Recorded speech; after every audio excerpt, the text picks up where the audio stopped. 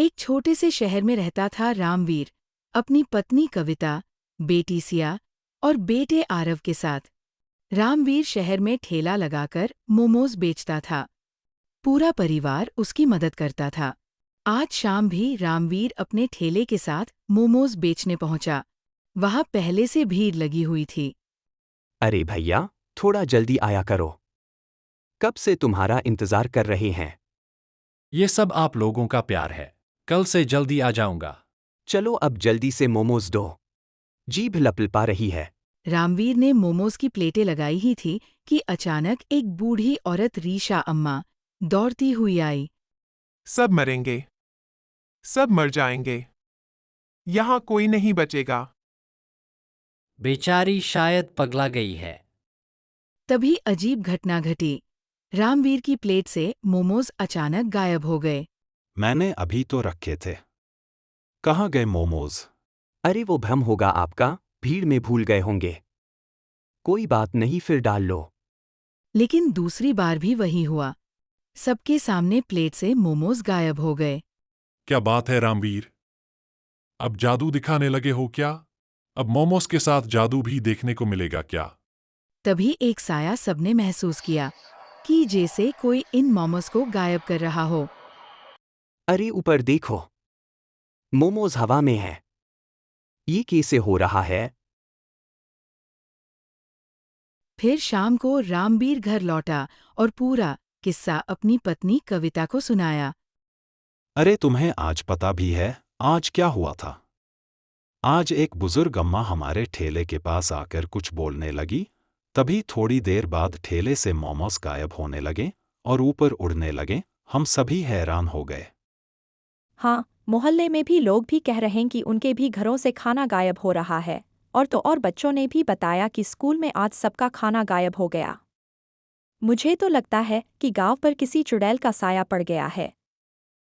अगले दिन जब रामवीर फिर से मोमोज बेचने पहुंचा, लेकिन वहां पहले से एक नया ठेला खड़ा था, जिसे देखकर उसे बहुत आश्चर्य हुआ और वह उससे पूछताछ करने लगा।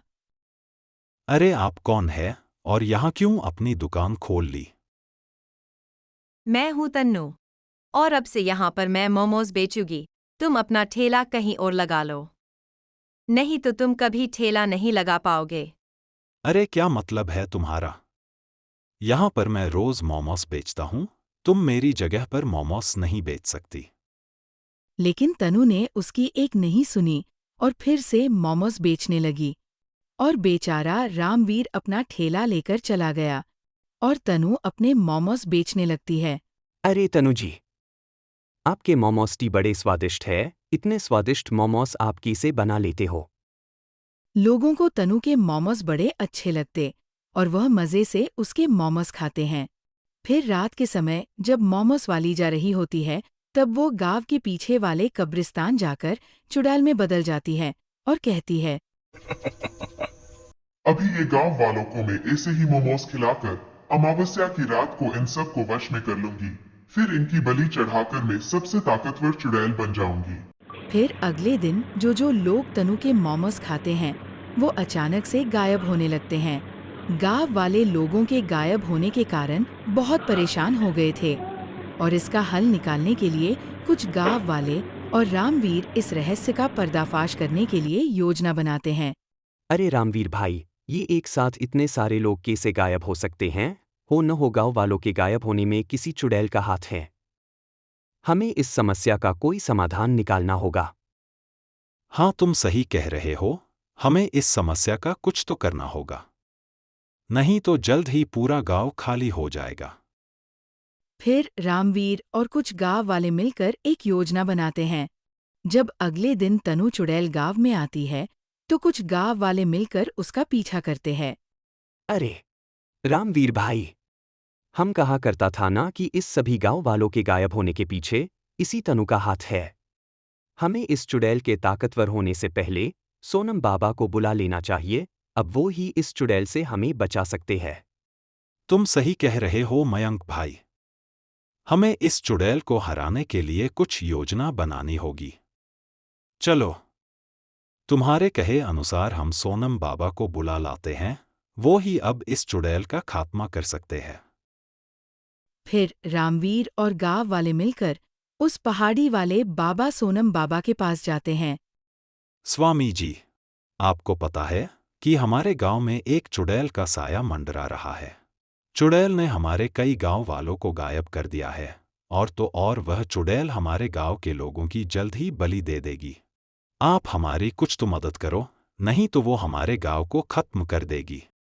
ठीक है बेटा, मैं तुम्हारी समस्या का समाधान अवश्य करूंगा। तुम मेरे कहे अनुसार उस तनु चुड़ैल को गांव आने के बाद उसका पीछा करना, और जो मैं कहता हूं वो करना। स्वामी जी ने गांव वालों को चुड़ैल का खात्मा करने की पूरी योजना बता दी, जिसे सुनकर गांव वाले स्वामी जी का धन्यवाद करके गांव चले गए उस तनु चुड़ैल का खात्मा करने। फिर जब तनु चुड़ैल गांव में आती है, लोग उस तनु चुड़ैल का पीछा करते हैं, और जब वो लोगों की बलि देने वाली होती है, तब गांव वाले उस तनु चुड़ैल का ठेला जला देते हैं। अरे रामवीर भाई, स्वामी जी के अनुसार अभी यह चुड़ैल खत्म नहीं होगी, तो तुम स्वामी जी द्वारा दिया गया वो गंगाजल उस चुड़ैल पर डाल देना। हाँ मयंक भाई, तुमने सही कहा। अब इस गंगा जल से ही इस चुड़ैल का खात्मा होगा। फिर रामवीर चुड़ैल पर गंगा जल फेंक देता है, लेकिन चुड़ैल को तो कुछ नहीं हुआ, जिसे देख सभी गांव वाले डरने लगते हैं। तभी ऋषा अम्मा बताती है, अरे लगता है मैंने गलती से गंगा जल की जगह मिट्टी के तेल की बोतल दे दी। हाँ हाँ हाँ, अरे गांव वालों, तुम्हें मरने की ज्यादा जल्दी है क्या, जो मुझे परेशान करने आए हो? अब तुम में से कोई भी नहीं बचेगा। अरे चुड़ैल, अब मरेगी तो तू। फिर मयंक उस चुड़ैल पर आग लगा देता है, जिससे चुड़ैल जलने लगती है। अरे मयंक, तुझे मैं देख लूंगी। मैं फिर आऊंगी और इस गांव को श्मशान बना दूंगी। ऐसा कहकर चुड़ैल मर गई, और गांव वाले अब खुशी से रहने लगते हैं। आपको कहानी कैसी लगी, कमेंट में जरूर बताना। चैनल को सब्सक्राइब करना ना भूलें। धन्यवाद।